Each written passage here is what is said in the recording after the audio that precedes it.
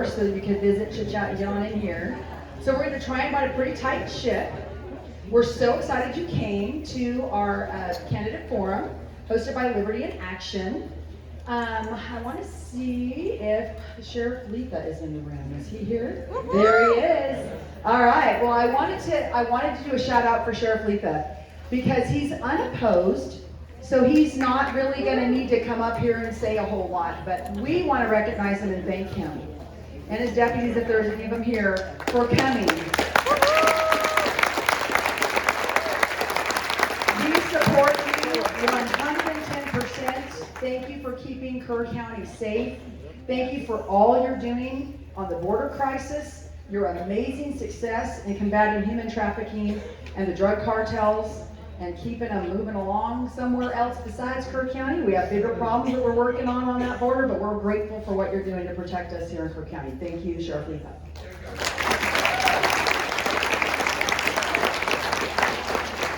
So I have the pleasure of introducing our host tonight. His name is Luke Macias, and I've actually known him since he was homeschooled. When he was just a young boy, before he was still in high school, basically, before he was married and has his beautiful 3 children now. But he was, I was actually the one that asked his dad to run for office. He was the state rep for District 73 for a term. And he and his brother volunteered and helped his dad every single day of that legislative session. Never left his side. And if you say out of all of the kids, they have 7 kids total in the family, and Luke is one of them. Of all of them, you would say he got the political vote. So he definitely got it, and at the right young age of 21, he started consulting on political campaigns. And did that for probably about 10 years, and then started his own show called the Luke Macias Show. How many of you have listened in to any of his podcasts? All right, so we have some fans in here. That's great. So without further ado, I'm going to bring up Luke, and he's going to open us with a few minutes talking about principle over politics before we actually get into the candidate forum and call the candidates on up. So with that, thanks, Luke. Come on up.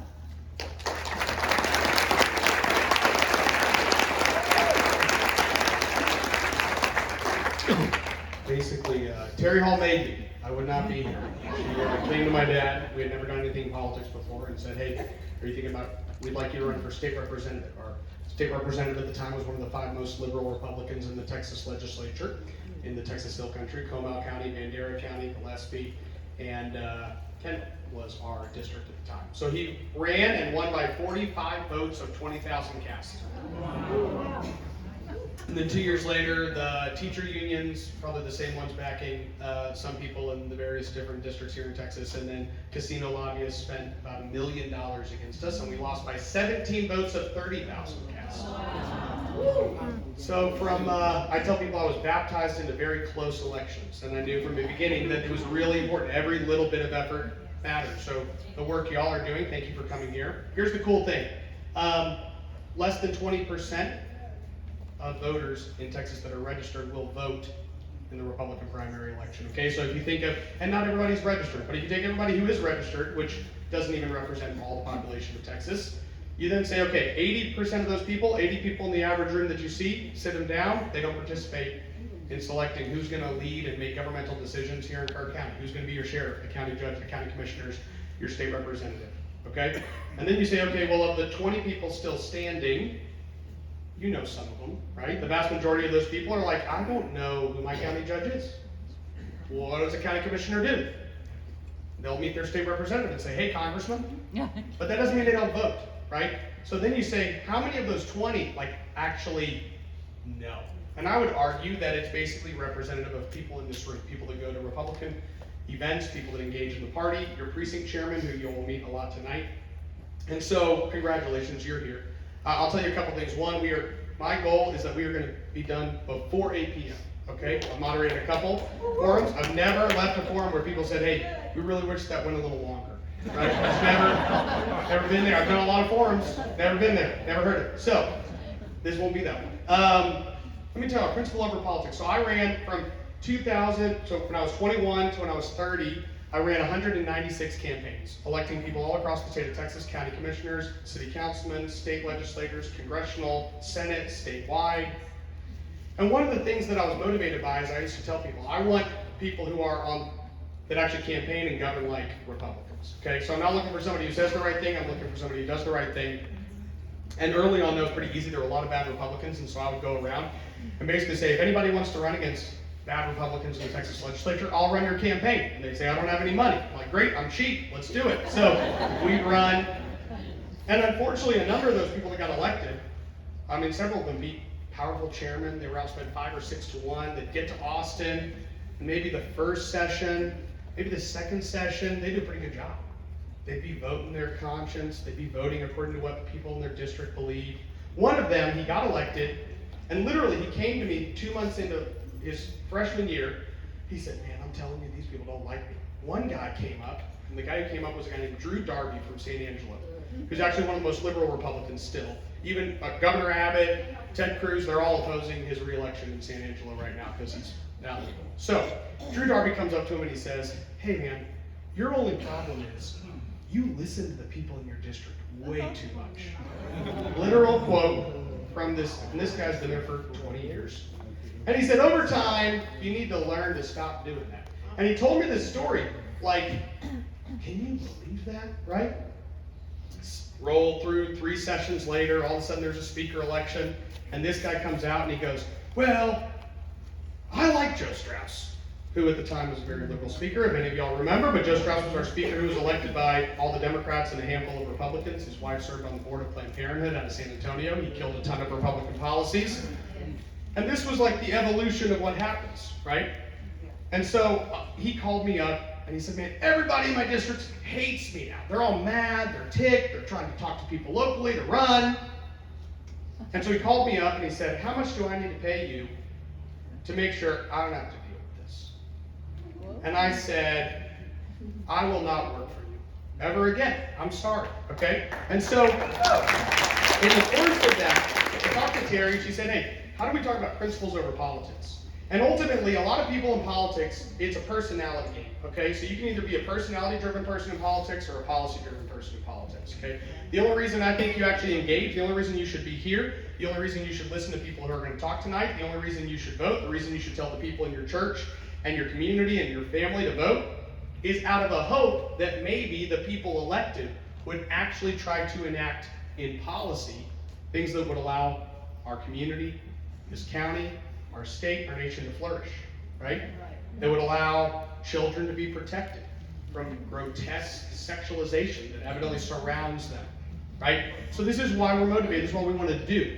So if you're gonna be, you can either be personality driven or policy driven. And the way personality driven stuff works is that all of a sudden you start hearing things like, well, you know that guy, he's just such a good guy, right? That's what you'll hear. Hey, why are you voting for this guy? Well, he's such a good guy.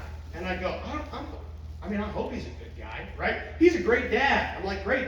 And I tell everybody, anybody I oppose politically, I want to help him be a better dad. I'm trying to give him more time at home and less time screwing our state over, right? So you go, look, if he's a great dad, it sounds like that's where he needs to spend his time, okay? Because he's a bad mayor. He's a bad congressman. He's a bad state representative. I'm not talking about whether this guy's a good dad.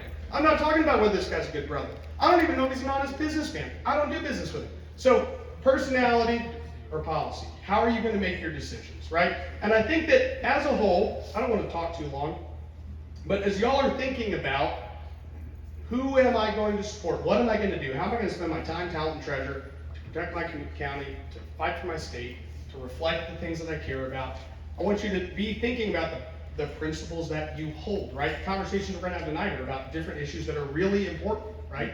And these things matter. It matters about where our state is going to go, right? We're at a crossroads. We know that. Texas is getting increasingly more red, and the reason we're getting increasingly more red, there were over 1.2 million people that registered to vote in the state of Texas between 2020 and 2022, between those 2 elections. That's more than the 13 smallest states in the union, okay? So we registered, I don't know, like 2 Montanas in a year and a half. And so these people come in, and we went in and actually studied these people to say, who are they, right? We found out a couple good things. They're more Republican than the state of Texas. The state of Texas is about an 8% Republican state. I'd argue I think it's getting close to a 10%, but historically 7 to 8%, okay? And so people don't think of Texas that way. They think of Texas as like a 30-point red state, but we're not. We have not been that way for a very long time. And then the question is, why are we trending more red right now? And we're trending more red because nationwide, we're seeing a balkanization of society. What's going to happen right now in Florida and Texas is that people who care about timeless truths are actually looking for places to go to that reflect those values, right? And then people, whenever we accomplish what we say we're going to accomplish, we actually encourage leftist Marxists to leave our state, to leave our community, okay? Yeah. So we passed a bill this last session after the Texas House killed it 2 sessions in a row that was going to ban sex change surgeries on children, right? Puberty blockers, sex change surgeries, just the worst of the worst. That doesn't mean kids aren't getting sexualized, it just means their genitals don't get removed, okay? And so I call it like the 20-week abortion ban on the transgender stuff. So that's what we passed. We passed that the worst of the worst of the worst that happens against these kids on transgenderism is gone. And we literally had 8 different families that interviewed with the Wall Street Journal, the New York Times, Politico, and told them, we are leaving the state of Texas so that we can transition our kids, right? We're going to leave the state of Texas, and we're going to go to one of those states that lets us abuse our children, right? So, when we actually fight to enact those policies, guess what? We not only protect our state, but we actually will make our state more red. That's what Florida has shown as an example. I think that's where Texas is heading. So the decisions you're making right now need to be policy driven, not personality driven. It's even harder on the local level, okay? Because I've lived in smaller cities and I've lived in bigger cities, but the smaller you get, I grew up in New Braunfels. A lot of our politics early on was in New Braunfels, and so everything's local. You know people, you get to know them, and you want to value those relationships, but you also want to be able to stand true and say, the only reason I'm engaging on any of this is because I actually believe that certain things need to happen in order for my community to flourish. And that is determined by your law and order policy, your tax policy, your social policy, and all that. So that's all I have to say. Last thing I'm going to tell you is, I was going to say this at the end, I'm just going to get this through so we can get this done. I'm going to give you a couple ways to vote more than once legally. More than once legally, okay? So when you hear somebody up here and you say, I like this person, okay? If you do, and if you don't, if you like the wrong person, I won't tell you who it is, but if you like the wrong, like if you're a liberal, then just forget when to vote. But the point is, if you decide, I like this person, they're more conservative, here's what you're going to do. Within the first couple days of early voting, you should go vote. And when you go vote, you're going to post on every social media platform and email any email list you have in the area and just say, I voted. I did research. I know who I voted for. I know why I voted for them. Okay? If you would like to know my list, let me know. Now, the most common response you're going to get from your friends here in Kerrville is going to be, there's an election going on? Most common response. I get it. There's an election going on? And you're going to say, yeah. And I've done all the research for you, so you know the people that are going to be best for our community. And then they're going to say, great, can you send me the list? You're going to say, early voting ends here, and I have a list. Now here's my rule. It doesn't have to be your rule, but it should. So my rule is, if somebody tells me that, I say, hey, I'm going to give you my list as long as you do one thing. They say, what? I say, you're not allowed to change it. You have to vote the list. And they go, why? I go, you didn't even know there was an election going on. You think I want your decision? I don't want you to have input into our person making state policy. You didn't even know there was voting. Okay, so like, I've done it. I'm sending you a list. You're not allowed to break from it. You're like the low bottom of the barrel in the civilization. Come in. Anybody can participate, but don't change my list. Okay, you don't have to say that because some people don't take it too kindly. But you're going to find that people in your church and family members and friends actually do care, but we have a representative republic, and the way that works, we don't do all these stupid ballot referendums in Texas, you know, these other states where they just say, put something on the ballot, everybody gets to go vote and rewrite the Constitution. We don't do that in Texas, and that's a blessing that we don't do that in Texas. But we say every 2 years, you can show up, and if you do, you get to have input. So y'all are here to get educated, and then you're going to go to your friends and say, I have a list.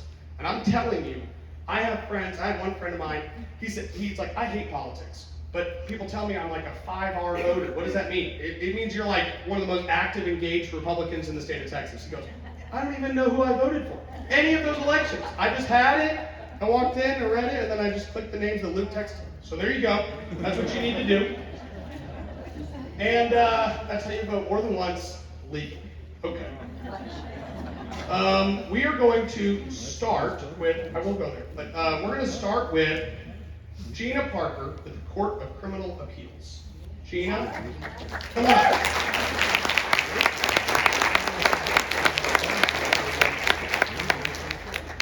Come on. Sorry. Okay. Gina, I know you are the only person. I'm going to ask you first to just start off by explaining to people what the Court of Criminal Appeals is, right? Because it's a statewide court that most people do not know exists. And then how many positions are on the ballot? Just give us, 1 minute overview, one or 2 minutes. Just kind of give us an intro. Excellent question. There are two Supreme Courts in Texas. We have the Texas Supreme Court that most all of you have heard of, and that is the court of last resort for civil cases. And then we have the Texas Court of Criminal Appeals that most people have not heard of. And it's an equivalent court, and it's the court of last resort for criminal cases. And there are 9 judges on this court, and every 2 years, 3 of those judges are up for re-election. So this year, there are 3 incumbents that are on the ballot that are up for re-election, and there are 3 of us that are running against those incumbents. And why don't you tell everyone here, just generally, why are you challenging a sitting Republican? Great question. And well, this started, I'll give a little background about this. When the Stevens decision came out in December of 21, I was absolutely shocked. And I couldn't believe what I was reading. Luke, it was shocking to me. So, in a majority opinion by an all-Republican court with 1 dissenting judge, this Court of Criminal Appeals made a decision to strip our Attorney General of his ability to prosecute election fraud. And so the only way he can prosecute election fraud is if he gets consent of a local DA. And in Democratic cities with Soros-backed DAs, we know that that's not going to happen. And so basically election fraud is going to go unchecked, and the real threat is that Texas could turn blue if there's enough cheating. And there is election fraud. I'm traveling statewide, and I'm hearing about it, Luke, from people all over the state reporting what they're seeing. Just explain to people just from a technical perspective, because a lot of people still, Court of Criminal Appeals is a brand new idea as of tonight. So can you explain, why Texas has 2 statewide courts? What was the decision made, basically how that works? And do you think that's a good system for the state of Texas, how it has it? I do think it's a good system because you've got the Supreme Court where there's a real emphasis on civil law. I practiced both civil and criminal law during my career. They're both very different, and I personally like the system. And of course now we're going to have 3 Supreme Courts, as you know, because we've got the business court, and unfortunately that's going to be an appointed court at the, for that one court. But these 2 courts, the Texas Court of Criminal Appeals and the Texas Supreme Court, 2 separate courts, the judges are actually elected to those courts, and they're very important courts, and you want to maintain your right to elect your judges. Otherwise, you would be stuck with these 3 incumbents, and you'd be stuck with this really bad decision and really have no power. So we want to maintain our elected system of justice. And so basically, let's say that someone gets charged with a felony case in district court.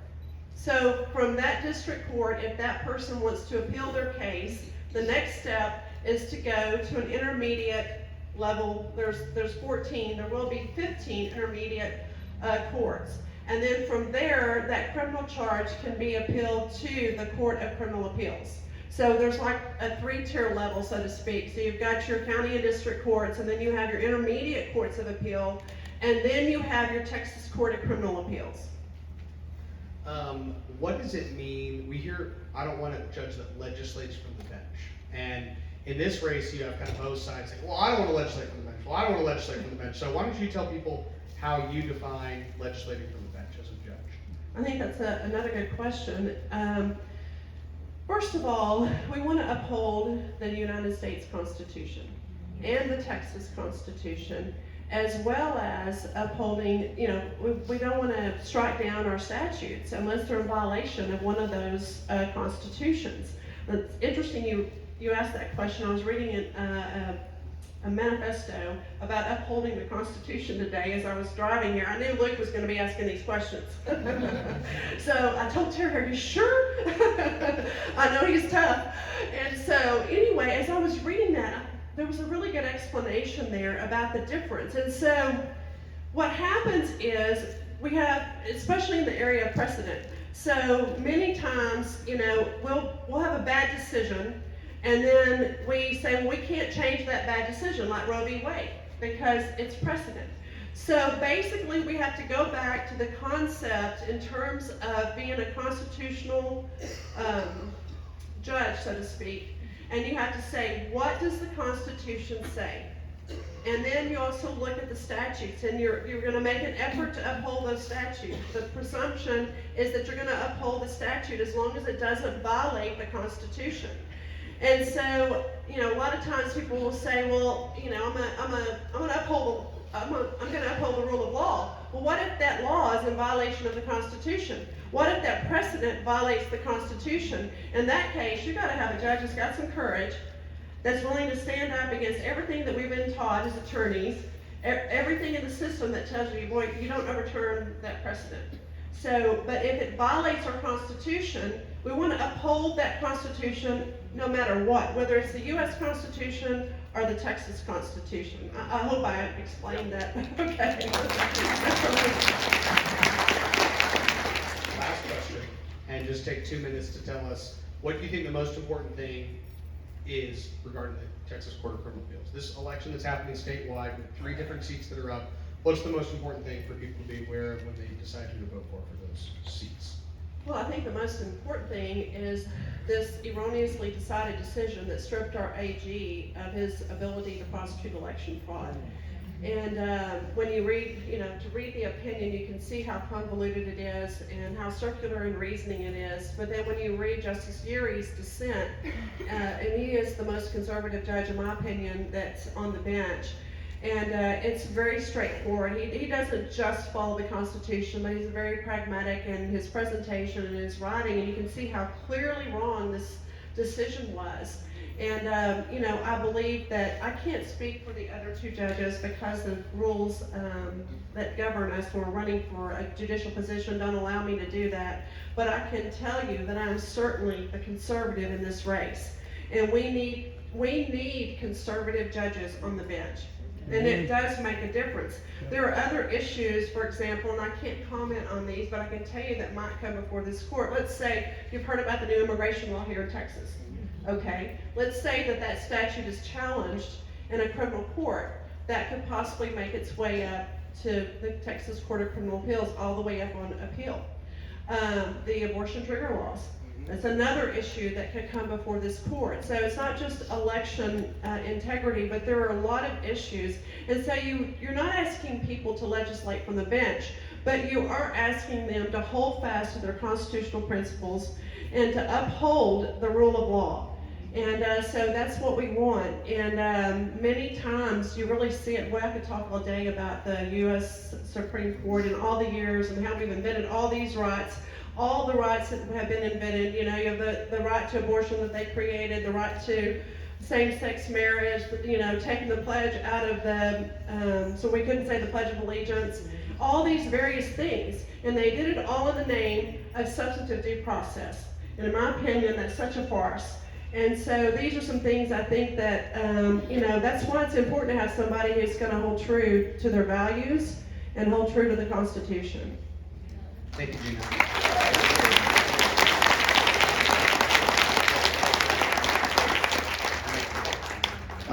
The next position that is on our list, and we do not have either candidate here, so I'm going to tell you all a little bit about the State Board of Education. You have Tom Maynard and Mary Bone are your members. That was the first race I ever ran was Ken Mercer's race. He was on the State Board of Education, and I ran his campaign and ended up running about 4 or 5 races. The importance of the State Board of Education, also kind of similar to the Court of Criminal Appeals, not something that everybody's super familiar with, but this 15-member board elected statewide, so they have 2 congressional seats in size. It's a very large district, and they probably spend 30, 40 grand in their average campaign. And so a lot of people don't know who's going on, but Mary Bone is running. She's a sitting school board member in Round Rock ISD, and then Tom Maynard is your incumbent. I'm just going to tell you all a couple different reasons that there are contentious races on the State Board of Education. It is because our textbooks matter. We're talking about the content that's taught our children. There was a recent health textbook that was approved by the State Board of Education. Republicans voted for it. I don't know why they did, but it actually uses the term pregnant person in it, and I don't know what that is. And so, and then on abortion-related language, it has sections in there that talk about how, oh well, life begins when the child exits the womb and things like that. And so these are things that are brought before the State Board of Education. But what you have to understand is that there's been, literally ever since I've been in politics in 2008, 2010, there have been these massive battles in the Republican primary about who your State Board of Education member is. And my encouragement would be to do your research on Tom Maynard, Mary Bone, and understand that literally they will determine the type of content in the textbooks that ends up getting instructed to our children, unless you're like me and you're going to homeschool. So, but the rest of y'all's grandkids and kids and everything will fun deal with that. So, with that, I'm going to ask Fletch to come up to talk to y'all on behalf of Congressman Chip Roy for 2 minutes.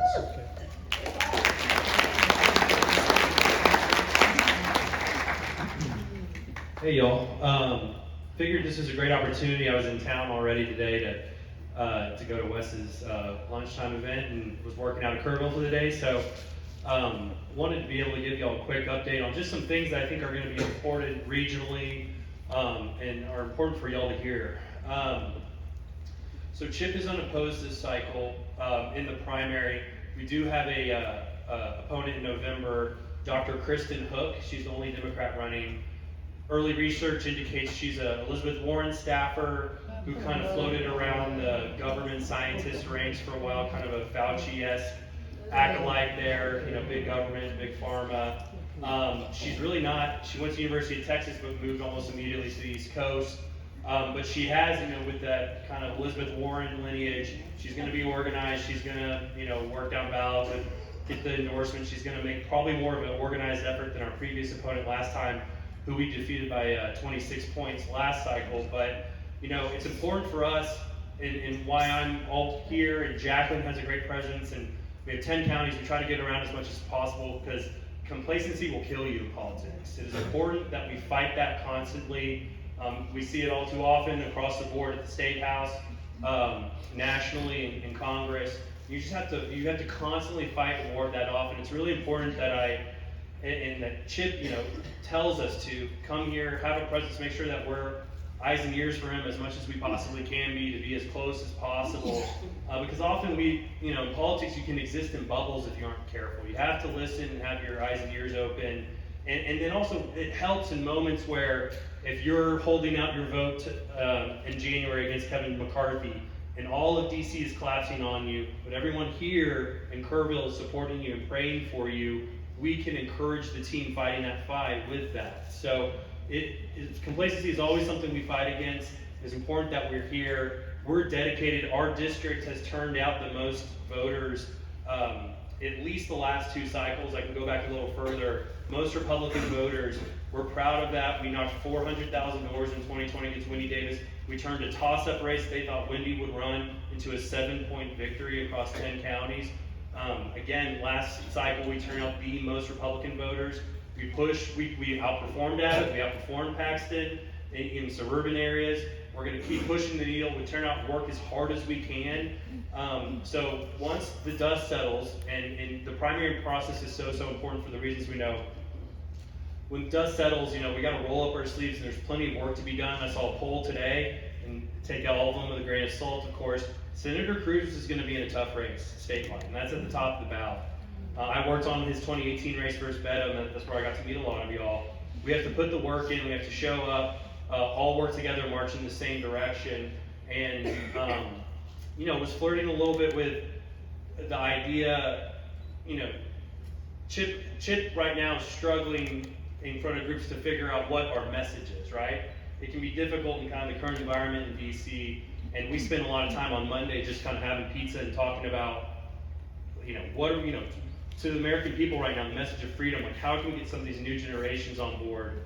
And, where I'm landing right now is I just have a football coach that would talk about the illusion of choice. If you want to be a great player, you have to do the great things great players do. You have to wake up early, you have to work out, eat well. Well, if you want to live free in America, you have to do the work. You have to roll up your sleeves, and especially in Texas, we have a responsibility to the rest of the country to lead. And so I just want to emphasize that we're going to do our part. As soon as the dust settles on this, let's all get back together. 2024, there's going to be curveballs thrown our way. We might not know exactly what they are, but they're coming. But we've got to stay united and make sure that we're all in this together, because the world is looking at us.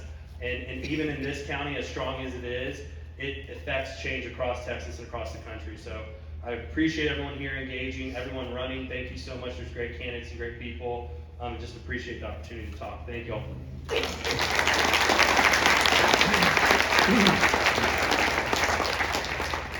I did want to say, if you appreciated Gina Parker, you basically currently have 3 incumbent Republicans on the Court of Criminal Appeals, and there are 3 challengers that conservatives, I would say in general across the state, have been supporting against those incumbents. And the other 2 gentlemen who are not here are Lee Finley and David Schenck. Lee Finley and David Schenck. So if you look at these 3 different positions and you say, I want to vote for Gina Parker and the people like Gina Parker, then you would be voting for Lee Finley and David Schenck. I'm going to ask Wes to come on up here. Where are you, Wes?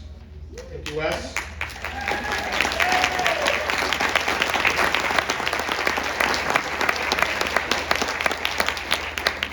Early on, I told people I wanted to not publicly do anything in this race because I would get asked to moderate several debates.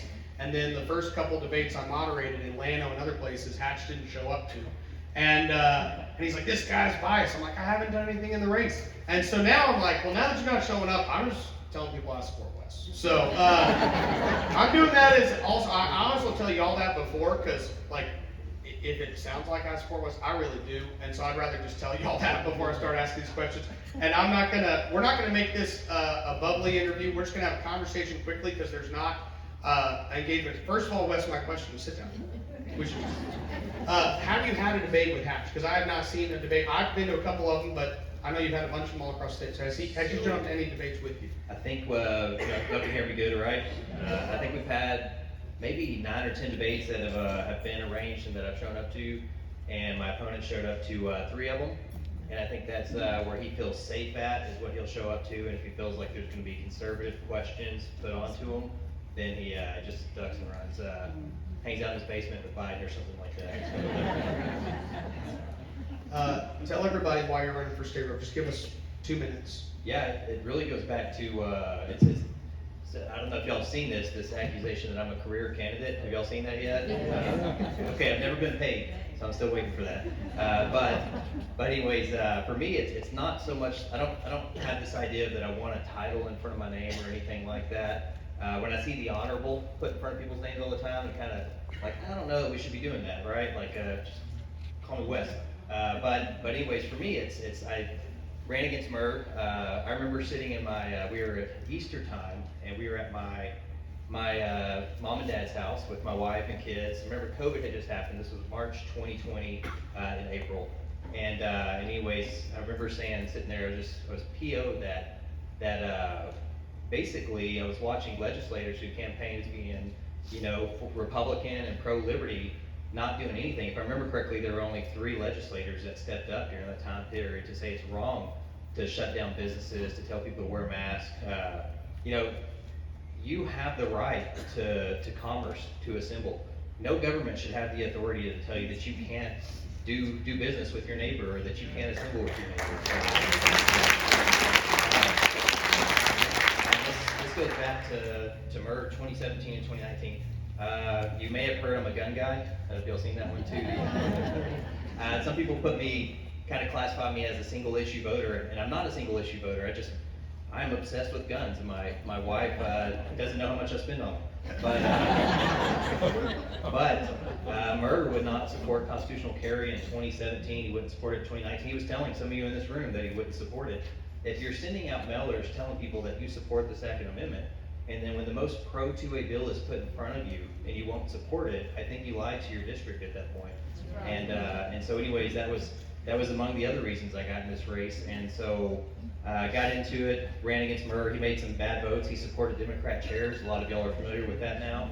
And then we did 30 seconds. Oh, okay. That's your time. Oh, wow, 30 okay, I seconds. know we were on timer. I'll give you 30 seconds. We did really well in the race. We got about 40% in this district. We spent 80,000, his $500,000, and then gave him a chance, this next session to be a good legislator, and he tried taking out our most conservative attorney general in the country. So here I am with him. Why don't you tell us, you mentioned Democrat chair, so let's just talk a little bit about the fact that the Texas Senate passes a lot more Republican priorities, and then even just a ton of different conservative policy that ends up dying in the Texas House. What about, you've been down there, I've been down there, what about the process on that side of the chamber leads to 50, 60 conservative Republican bills dying to pass the Senate each session?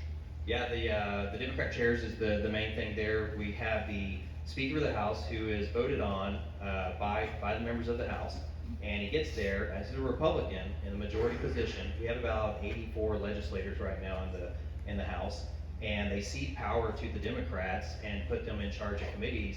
And then your legislators are at the mercy. So if they want a bill to get through that committee, the Democrat has the power to say, hey, if you want your bill to get through my committee, I need you to support this stuff over here, which is wrong.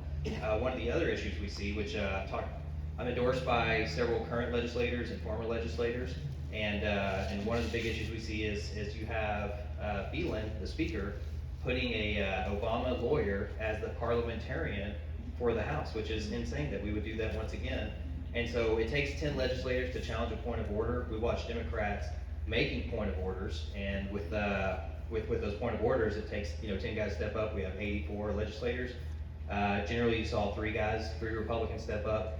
1 times 6 for House Bill 20, I think it was, for the border bill. And then after that, where's all these guys that campaign? We're here to fight for you, and then they just sit idly by while Democrats kill our bills.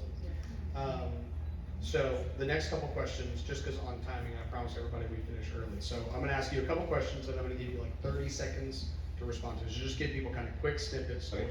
What's your top issue when you get to Austin? Top issue is changing how the House works. Thank you, appreciate the, thank you. You're even into 30 seconds. Okay. Yeah, so, water is extremely important, borders are extremely important. I called the border wall back in 2020, I called part of Trump's wall. And the reason he puts 30 seconds on me is because I'm a policy nerd, and so I try to rush everything in. I can't real quick, so I'll quit at that. There you go.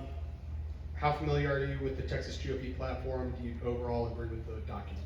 Yeah, I do agree with it, and I've served as a state delegate for two times now as a state delegate, and this blew me out of the water. I wasn't expecting this, but I got nominated to run for national delegate during the 2020. Was it 2020, right? Yeah, 20. And anyway, so during the 2020 convention, I got nominated for national delegate. We ended up meeting somebody that gets the national delegate vote every time, which was really surprising to me, and I was grateful for it. But I do support the Republican Party platform, and I think if legislators would just stick with that, we'd have a better session. Give us one bill that you were most disappointed to see die in the Texas House last session. SB 8 during special session, which was to create a Texas border force, because we know that our federal government, who has 3 main duties, which is defense, infrastructure, and justice system, which we could argue they failed at all 3 of those so far. Anyway, so SB 8 would have created a Texas border force to make up for what the federal government's not doing, that they're supposed to do on the border. And so I think the House showed up for 30 minutes, if I remember right, and then left. Like, they didn't even bother having a debate on it or anything. They just let the bill die. Wes, just 30 seconds, tell people what they can do if they do want to help your campaign. A lot of you in here have been doing more than I could ever imagine, out block walking, talking to your neighbors, donating, and I appreciate all that. Word of mouth is great. Please contact your neighbors, your friends, and say we support Wes. And the difference between me and my opponent has never voted in a Republican primary, and if he would come to these events, he could defend himself or whatever, but he doesn't. So to close out on the 30 seconds, go to RiddellForTexas.com. My phone number's on there. You can call me, ask questions, you can donate, and then please tell your friends. Thank you.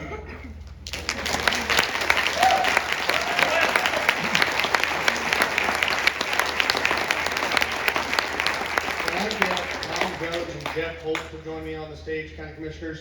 I wanted to make a quick announcement. Tammy Prout, is that right? So Tammy Prout was planning on attending tonight. We are told she got in a little car accident and jammed up her wrist. As far as I know, what was told me, she's okay. So I think her wrist was injured, but so just keep her in your prayers. Tammy Crouch, she was going to join us tonight. She is not, so we're joined by these two gentlemen.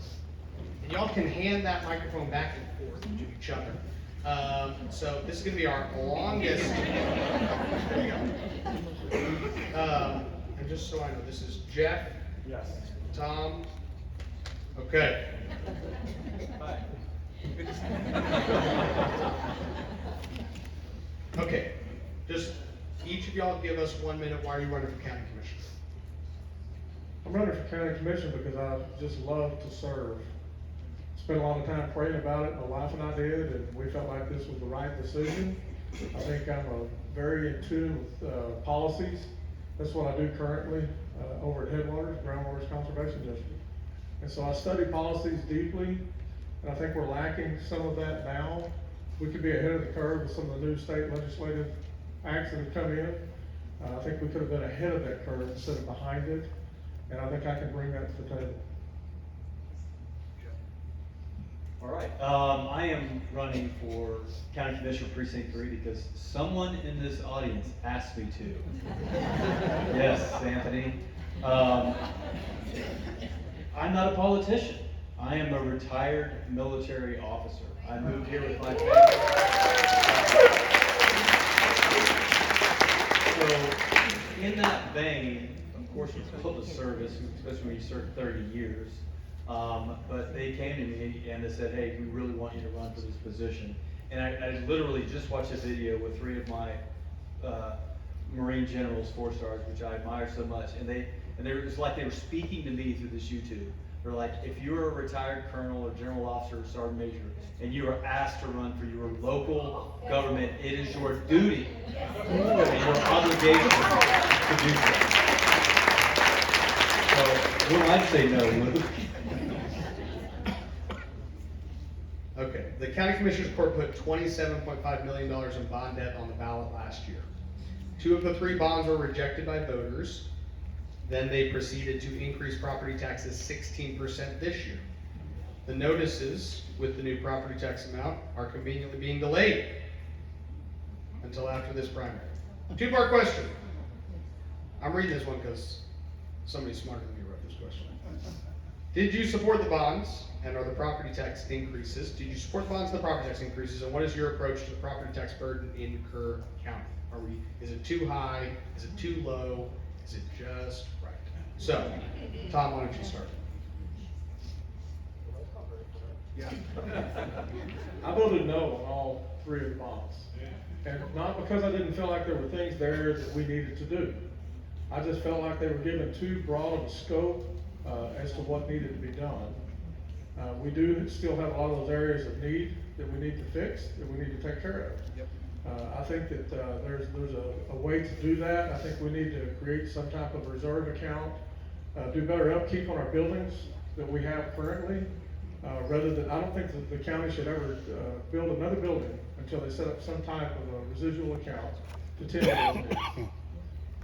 And so that's where I will be at on those types of issues. I think we have a great opportunity to work on that.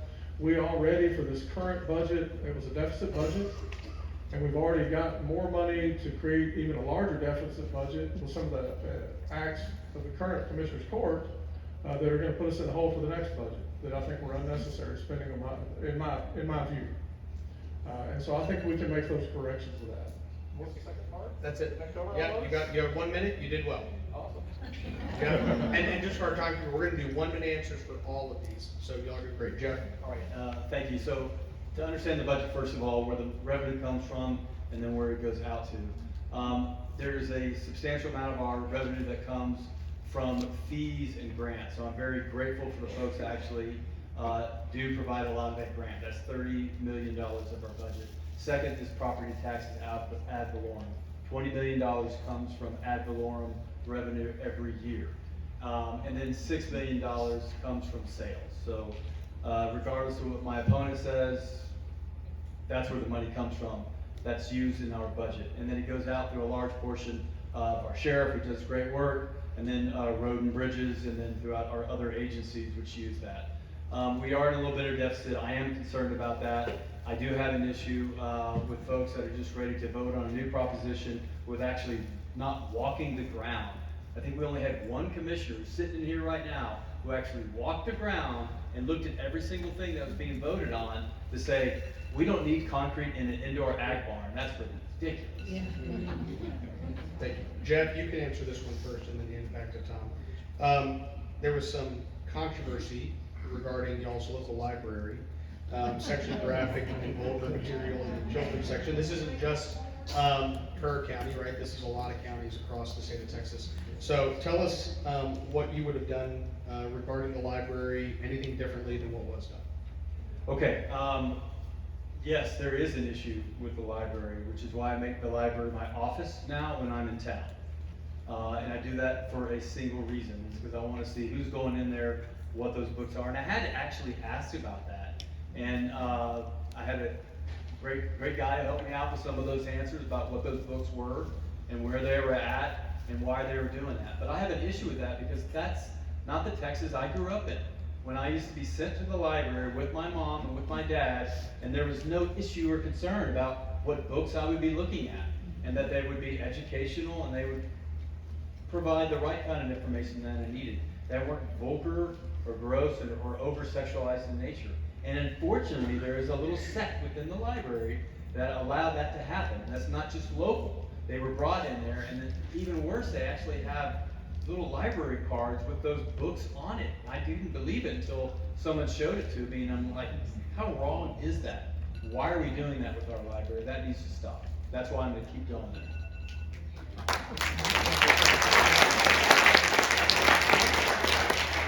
I'm not too sure a whole lot more could have been done at a county level. Commissioner Harris did a wonderful job, and he's in here fighting for that. A lot of the folks in this room did. They stood up, they went out, they talked. It is a city issue, but as a chaplain, I will tell you I've got very strong feelings about exposing. I'd never allow my children in the library until they change the rules and they get things under control where they have appropriate material that we had. You know, growing up, they put things behind closed doors. A public library should not need to have closed doors that they put stuff behind. You should not have to create sections. You should not have to partition and have adult sections in a public library. It's ridiculous. And so for me, I believe that as the citizens of this area continue to be a voice towards that is very strong. But as a commissioner, we currently don't have a voice. I would say, like, you gotta find some county code about rat infestations and then just shove it. One of these patriots in Llano County, the court ruled and made him put the porn back in the kids section. She's here. Where's Bonnie? Bonnie was here, I saw her earlier. Well, I didn't see her. Bonnie's my friend, she's in Llano County, she's a patriot if you ever met her. She's probably gonna be the deciding, in my opinion, Supreme Court case on porn in the library section out of Llano County. It was the first county to do this. Anyways, a bunch of people in that county went and checked all those books out, and they haven't been checked back in months. And I'm just telling you, there's a way. I'm not telling you to do that, okay? Okay. Let's go. Last question here, and then we'll go to y'all's closing statements. There's been some controversy surrounding elections in Kerr County. Some have advocated for Han County. The Republican Party nationally has advocated for this. What is y'all's position on counties individually deciding to potentially consider county ballots during their elections? Well, I think counties should have the ability to determine what's best for their county when it comes to that. For me personally, I've hand numbered paper ballots. For me, is the direction to go. Made it very clear with people that you know I'm for numbered auditable ballots, and I think you can get pretty fair elections. That doesn't mean that your machines can't be hacked. I don't think we're going to be able to get anything that's a bulletproof system here. You've got too much opposition towards it, too many factors considered. And I think when you look at the number of volunteers it would take, they would have to show that they'd have something that could sustain each election to be able to accomplish that goal for hand counting. I think it's a pretty hard reach right now. Doesn't mean it wouldn't be in the future if it's promoted properly. But currently in the environment we're in right now, I think we need to give what we can give, which would be numbered paper ballots at all levels where they can be auditable. Jeff? That's why I like Tom. It's really hard to beat that. I would just say the same thing. We spoke about what we would do. We're kind of stuck with it on this election, right? And I don't like it, neither do you. In the future, hopefully we do look at hand ballots, because we used to do that and it wasn't impossible. We had the right kind of people and we would actually count them, and we would have folks come in and we would make sure there were checks and balances with people watching over, and they were trained and they could do it. So it is possible, we all know that. It's not gonna happen on this election. So the best we can do is to do a paper ballot. Again, I wanna echo what he's saying, encourage every single one of you in here to hand in a paper ballot. And then let them put that through the machine, and that way they can do some kind of checks and balances on it. If they can change it with a pencil, we're in trouble. Amen. Jeff, why don't you just kind of close us out 1 minute, tell people your closing statement. I'd love to. I'm up for the challenge, Anthony, our group that's back there, and I'm glad you asked me to run. I have got to meet so many great people in this room, looking around, and I'm seeing your eyes. I'm glad you're here today, because I do want to be your representative, not for me, but for you. I am here not for my platform, but for yours. And I'm looking forward to this race and the opportunity to represent you for the next 4 years.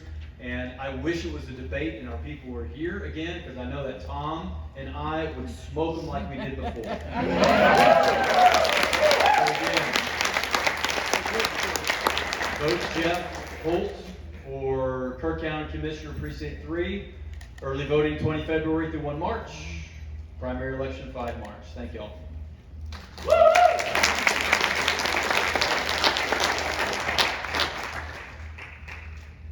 I look around this room and I see a lot of people that I haven't known for a long time. I've seen a lot of support here. I'm blown away by the love and support that we have in this. I will tell you that I have spent many years learning and studying rules and regulations. I think it's something that's very needed at county level. I'm not demeaning anybody that's on there right now. I just know how deep I take this challenge. And I will tell you, I always try to invoke a hard rule to myself to become the best at anything I do. And so if you choose me to be your Precinct 1 County Commissioner, I will tell you I will work extremely hard trying to be who you want me to be in regards to being a person of rules, regulations, and making proper decisions that will reflect well for Kerr County. So I ask for your vote for Precinct 1 County Commissioner.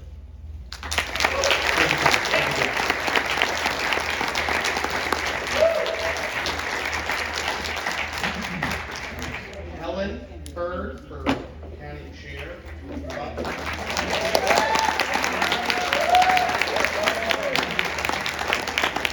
There have been bills with pros. Another library idea, if y'all are wondering, because I got all sorts of ideas. But there was a state rep like a couple sessions ago that filed a bill that said we were going to cut the power to the FBI, at like the FBI offices in Texas, until they cleaned up their act against the president and all this stuff. And so he's like, well, I don't think they have a right to our power. You know, like what if they have to live in a building with no power until they stop messing with Donald Trump? So you can come up with creative ideas. Okay, Helen, I appreciate you take that. Why don't you explain to people why you're running? We'll give you 2 minutes to do that, and then after that, I'll have you explain what a Republican county chair does. So tell us. Well, in a nutshell, I'm running because I'm sick and tired of electing Republicans who get in office and vote like Democrats.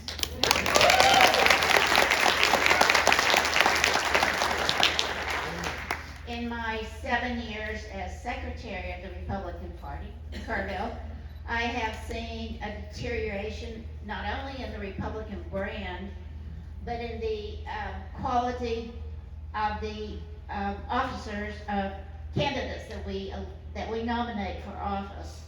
And I've seen an erosion of the voter base by the Democratic Party because our leadership has sat back and said, Kerr County is always going to be Republican. We don't need to do anything. We can just sit back and have our monthly meeting and let everything go status quo. Well, that's proven to be false. The Democrats are eroding our voter base. They're sneaking in 1, 2, 3% a year or an election, and we can't let that continue. We have to stop it, and I'm the person who's dedicated to stopping that.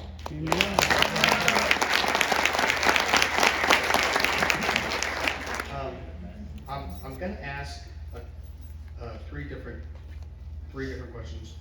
First one is, even what you say when you say I'm tired of electing Republicans in this way or that way, there's some people that would maybe say that that's not a very unifying message, that kind of give people, tell me what your pushback to that would be if I said, well, you're not uniting the party, you're dividing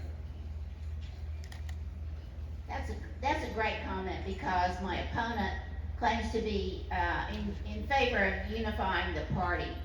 However, the people she's leaving out are us, we the people. So she really is unifying the establishment base.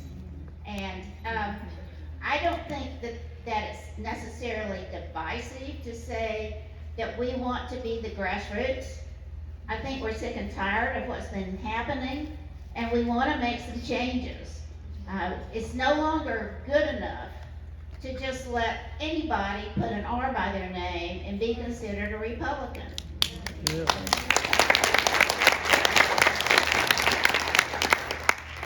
As your county chair, I would pledge with my herd here sitting in the front row, we would vet all candidates. We would question their allegiance to the Republican Party platform, and we would question their allegiance to the voters of Kerr County. The party works for you. We need to know your issues. We need to know how we can be responsive, and we owe it to you to provide you the information you need to make the right decisions. So I was gonna ask you about holding different Republican elected officials accountable, but I think you actually answered that well in that question. So I'm gonna move to maximizing the Republican vote. Ultimately, I think Fletch did a great job. Is Fletch still, he might have been gone. Oh, Fletch did a great job reminding everybody that Kerr County, even though it's gonna be red, matters for this statewide movement, right? Rural Texas basically saved Ted Cruz against Beto O'Rourke. And I think he's personally in a slightly better position with Colin Allred, but I do think, and that's some of that's demographic changes. But why don't you talk about, as chair, if you're elected, you will assume this position before the November election. What are things that you think Kerr County should do that is not done maybe in the past to make sure we maximize Republican vote in November? The one thing we've not done, and it's really been a burr under my saddle for 7 years, we haven't reached out to the public. We haven't asked them to come into the fold, so to speak. We haven't had meet and greets. We haven't had picnics. We haven't had opportunities for the Republicans, other Republicans, to meet the party and us to meet them and hear their issues. And I think it's a two-way street. We have to be open, and we have to have people coming in. I would pledge to at least have a quarterly forum for all of the Republicans in Kerr County. I think it's very important that they're involved. Last question, and I'll give you 1 minute to answer this, and then we'll go to your closing statement. The current chair made a unilateral decision to enter into an agreement with the Democrats for conducting our elections, including what equipment to use, and things like that. Do you agree with that arrangement that was made, or would you do things differently if you were chair? Well, the current chair actually circumvented Texas election code in that the county executive committee is responsible for selecting the equipment that's used for the voting. Under any other circumstance, a normal chair would have come to the CEC, we would have discussed it, we would have talked pros and cons of maybe a joint primary. Our current chair chose to unilaterally make a decision with the county clerk and the commissioner's court to make this a joint primary signed documented, so it goes to another election code, which gives that decision on the equipment to the commissioner's court, to the county clerk, and to the chairs of the Republican and the Democratic Party. I would definitely be opposed to that. I think we should have separate primaries.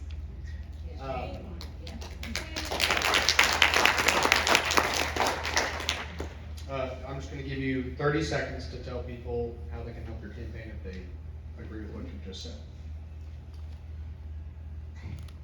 I have been overwhelmed with the support that I've received from all of these wonderful people in the front row. They have walked miles, they've talked to people, they've passed out my literature, they put signs all over town. People tell me, Helen, I see your picture everywhere, and I say, oh, it's too bad they didn't brush out the wrinkles, but anyway, they've been so supportive, they've done a wonderful job, and I will say, like, the other people who are running for office, it's not a cheap thing to do. You can help us all with donations. Thank you, Ellen.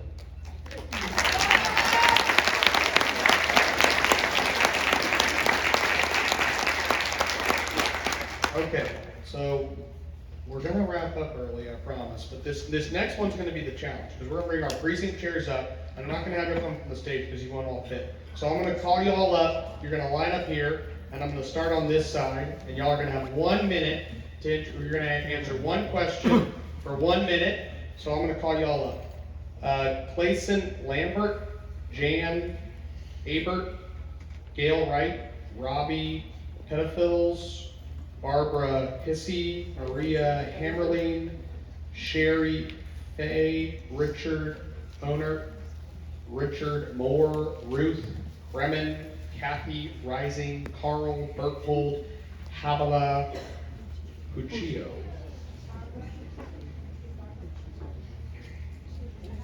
Is there, yeah, Barbara Hissey? I see. Well, guys, I'm just going to call you by your first name. I'm not trying to get you this last name. We're going to start here with Carl. Here you go. And y'all are going to go down. I'll give you 1 minute. Now look, this is rapid fire. One question.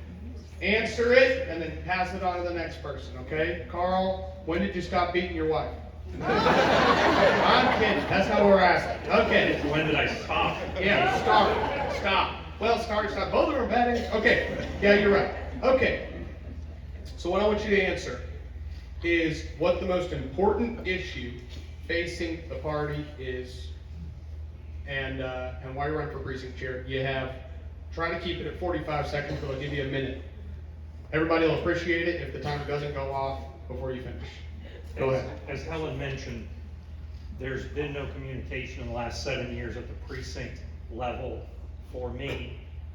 I've joined the fight because I want to be able to educate my precinct, to give them the information that they need, to rally them, to get their support, to find out what it is that they want from the Republican Party.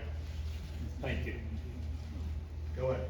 And give us your name one more time, because I probably botched it. So name and then. Carl Berthold. Yep. Your name? Richard Moore, precinct 404, running for re-election, and I think it's just real important that we as a group be permitted to ask what I'm trying to say, to promote people for our city elections, our county commissioners, or endorse them, and I just think that's what we really need to do, be able to put our work in and listen to what our people tell us to do. Thank you, sir. Hi there, I'm Sherry Fay. I'm the proud precinct chair of 303. I think the most important thing right now, I've done lots of block walking with Rose Moreno over there, and my daughter who serves as my driver. People don't even understand we have an election coming up. Go door to door, find that out. And so what I tell people is, Wes Verdell, Jeff Holt, Helen Hurd over and over and over again. Please turn out and vote. Okay, all right, yeah, one more time, most important issue facing the party while you're running, hopefully less than a minute, everyone's doing great, and your name. Right, name first, Kamala Kuchar, I'm running for precinct 417. Issue facing the party, I really think that you hit it on the head when you said, as far as locally, it's really hard for people when you're running locally, because that's what I really want to focus on is our local elections, because I go into city councils and meetings, and I see people that are supposed to represent us, and they're supposed to represent the people, and they're not passing motions, they're not listening to us, and they're saying that they're for something, they're saying they're for Republican, but when they get in office, they change, and not a lot of people know that, and that's where I'm seeing a lack of education, a lack of voter education, a lack of information, and that's what I want to change, is I want to get out there, I want to be in my precinct, and I want to just get to know my neighbors and tell them, hey, this is going on, this is who I'm running, this is what they stand for, and they get to have that chance and that option to actually pick people who will stand and represent them, and that's why I'm running.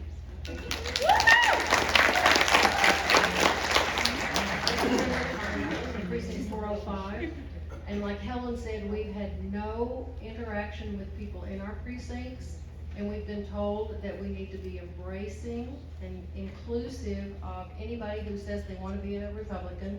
So the Democrats put on a red shirt with an R on it, and they come in and they dilute everything that we stand for, which is their plan. So we want to reach out to our precinct people and educate them, energize them, empower them, and get them involved. Thank you. I'm Kathy Rising, and I'm running for precinct 416, and I just want you to know I will stand. I am a very conservative Republican, and my husband and I have stood against BLM when the time came. We did, for almost a week, and we didn't hide in our houses, we stood up, and that's what it's gonna take. Everybody's gonna have to stand up and do their part, and part of that is communicating much better with the people in our precinct. Currently, precinct 416 has been without a precinct chair for almost 2 years. That's a long time, it's a large precinct, and that's not good, so I wanna fix that. Thank you. I'm Barbara Heisey, and I'm precinct chair at 215. And I got in and became active when we, the people, started and turned Texas red. The first year I was a delegate to the convention, the state convention. And so I've watched this and I'm seeing so many things slip. And I am so concerned. And you know what? I'm not young, but I'm gonna keep doing this until I get somebody that will represent me and be, you know, be strong as a Republican. Thank you. I'm Clay Lambert. I'm running for precinct 109 chair. Back from 2002 through 2006, I was very active here in Kerrville in the Republican Party. We moved and shaped. We got delegates sent to the Texas convention. We had people from Kerrville, negotiated to get them all the way up to the national convention. We vetted candidates. We did research to find out if they were really Republicans or not and what their voting records were. And I've seen none of that going on here now. And it's just a shame. So my intention is, as a member of the herd, is to try and get that kind of work done that is not being done currently. And it's incumbent upon all of us to do that and get the message out. Thank you, Clay. My name is Gail Wright, and I'm running for re-election for precinct 119. Woo-hoo! The number one job of a precinct chair is to keep their people in their precinct apprised of what's going on in the city, in the county, and in the state. And We haven't been able to do that, and we wanna do that. We wanna start by vetting candidates, getting down to the issues, and a goal is to get a database, a voter database where we are able to communicate with every Republican in the county. Thank you, Gail. Hi, I'm Maria Hammerline. I am running for re-election in precinct 220. This is the way I see it. We are in trouble in this nation. Our job is to be the Paul Reveres. Our job is to get into, in front of every door, knock on that door. I see so many faces that I didn't know before I started knocking all over. I have been knocking on doors, I don't know, Terry, 20 years. Listen, I lost count, but I pledge that I will continue. I will get the people out of their homes to vote. I will inspire them, and before long, they'll replace me.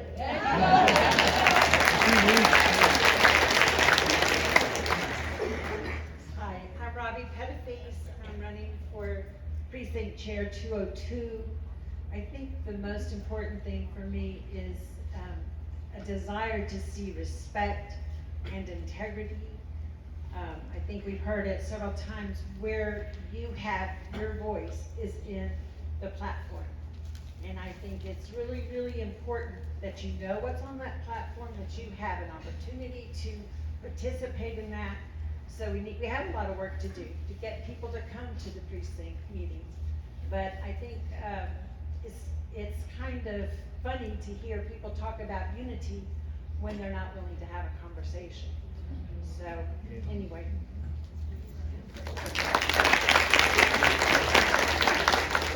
My name is Jan Aber, and I'm precinct, I cry all the time. I'm precinct chair for 113, and I was talked into running for this. She's probably in here, Bethany. And she said, you'd only have to go to one meeting a month. I said, okay, I can do that. Well, it's been a lot more than that. However, I've learned a lot, met a lot of new friends. In fact, most of the ones that I've met I've been called to the GOP headquarters because they were angry about something. So I would call them and neutralize everything and find out what it is. Now, some of them are my best friends. Anyway, I see that the state and the local level have moved away from conservative values, and it seems that we the people is a bad name. And the other people, are not for us if we're we the people. Anyway, I want to bring back that, and I want to just make people aware of the bills that are being voted on and that are not being voted on. My name is Richard Bowler. I'm precinct chair of 308, and I have been very blessed and very fortunate to not have a challenger. I'm running unopposed. You get 30 seconds. You got 10 more seconds. So, anyway, my main goal is election integrity. We have a big issue with elections, not just in Kerr County, not just in Texas, nationwide. And I think locally we can make a difference starting right here. Thank you. Hi, I'm Rachel Vickers. I too I do not have an opponent, so I'm very grateful for that. God knew I didn't have enough money to run, so I'm very thankful and grateful to be a part of Helen's Herd. And one of the reasons why I was asked to be, I too was asked by Bethany to be a precinct chair. And one of the things that I really wanted to see is the Republican Party endorse good, solid, red Republican candidates. And when I got there, I was like, wait a minute, we're not doing that? And we were able to come up with the endorsement thing, which was really a cool beans for me. Anyway, I'm very grateful to be block walking for Jeff and Helen and Wes. And Tom, I'd be doing it for you, but I can't vote for you. Thank you all so much.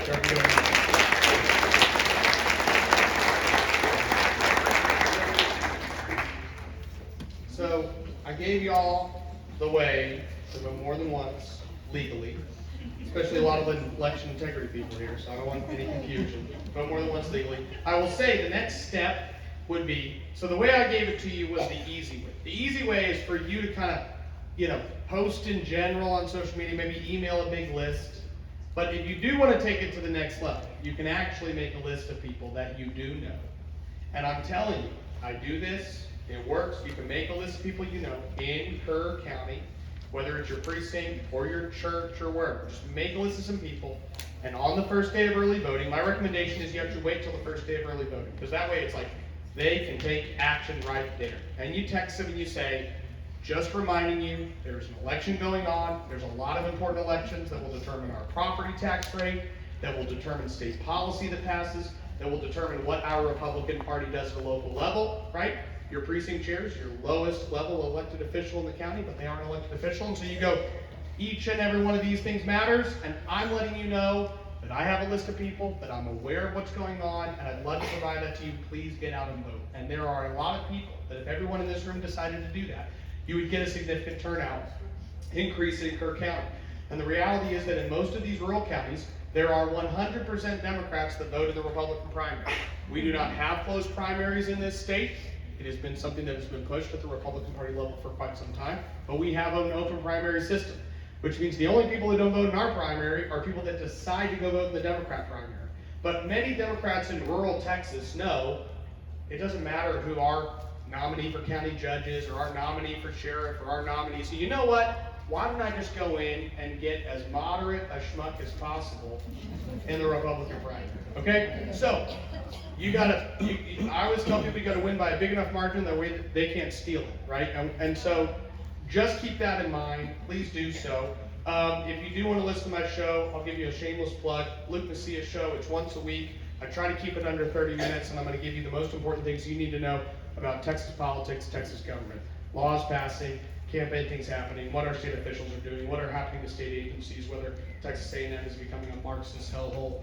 And my parents are both Aggies. I'm sorry if you're Aggie. I'll whoop it up, and then they'll turn them all into Marxists. So we've got to stop them. And we had this story at Texas Scorecard last year that said that Texas A&M had more DEI people, more full-time diversity, equity, and inclusion Marxists hired. There were like over 300 full-time employees, and their full-time job at Texas A&M University was just making sure there was more Marxism. I mean, it's literally like, what's your full-time job? Well, just make sure there's more Marxism, and then that's all they do. Some of them are vice chancellors. And so A&M, I put out a show on it, and then I interviewed a guy, and then he wrote a story on it, and within 2 weeks, A&M had a 10-page document they had prepared in response to what we had put out at Texas Scorecard. And their whole contention, this is what they were really pissed about. They were pissed that we said they had more full-time employees than UT. So I got this document, and I'm like, what is going to be their defense? And their whole defense was, UT has 230, and you said we had 280, and really we only have like 232. And that was their whole defense. And I'm like, that's a lot of Marxists, okay? So that was their defense. It's okay. But that's the type of stuff we want to talk about once a week, less than 30 minutes. What is the one thing you need to know that's going on in the state of Texas that might actually determine? So you can watch that on YouTube. You can listen to it on Apple Podcasts, Spotify, anywhere else you listen to shows. You're good to go. I'm so grateful that y'all came out, that you engaged, and I promised we'd be done early, and so we are. Can we pray real quick, and then we'll close this out? Okay.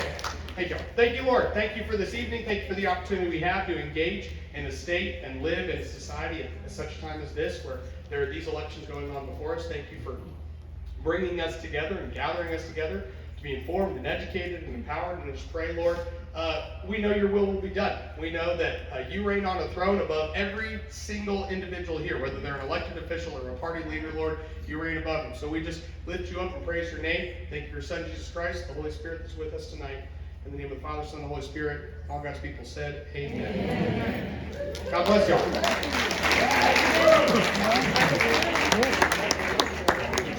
That word I was looking for was for some reason, it wasn't coming.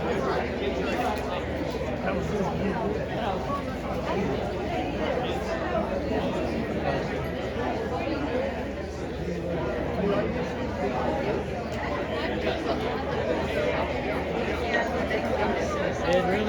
We need more of it.